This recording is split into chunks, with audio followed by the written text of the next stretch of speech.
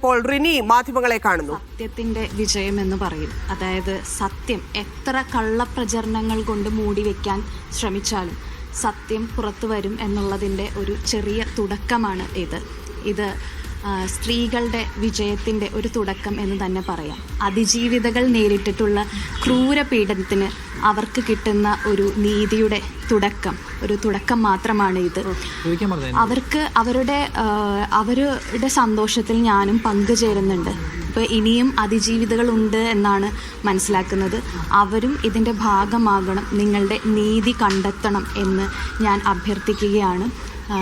കൂടാതെ പാർട്ടിയോട് പറയാനുള്ളത്, ഇപ്പോഴാണെങ്കിലും സ്ത്രീപക്ഷമായി ഒരു നടപടി സ്വീകരിച്ചതിൽ ഒരുപാട് നന്ദിയുണ്ട്. ഒരുപാട് നന്ദിയുണ്ട്. നേതൃത്വത്തിന് എല്ലാവരോടും തന്നെ നന്ദി അറിയിക്കുകയാണ്. എല്ലാ അതിജീവിതകളുടെ പേരിലുമുള്ള നന്ദി അറിയിക്കുകയാണ്. അവസാന നിമിഷം വരെ കോൺഗ്രസ് സംരക്ഷിക്കാൻ വേണ്ടി ശ്രമിച്ചു എന്നൊരു ആക്ഷേപമുണ്ടോ? ഇല്ല, അതിനെക്കുറിച്ചൊന്നും ഞാൻ പറയുന്നില്ല. എന്തായാലും സത്യമേവ ജയതേ എന്ന് പറഞ്ഞതുപോലെ തന്നെ സത്യം തന്നെ വരും.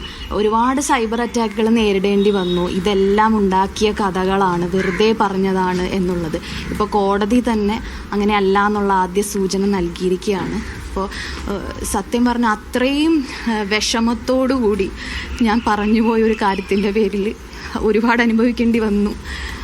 അത്രയും വിഷമമുണ്ട്. പക്ഷെ എൻ്റെ സഹോദരിമാർക്ക് നീതി കിട്ടുന്നതിൻ്റെ ഒരു കാരണമായി, ഒരു നിമിത്തമായി എന്നുള്ളതിൽ അത്യന്തം ആനന്ദമുണ്ട്, ചാരിതാർത്ഥ്യമുണ്ട്.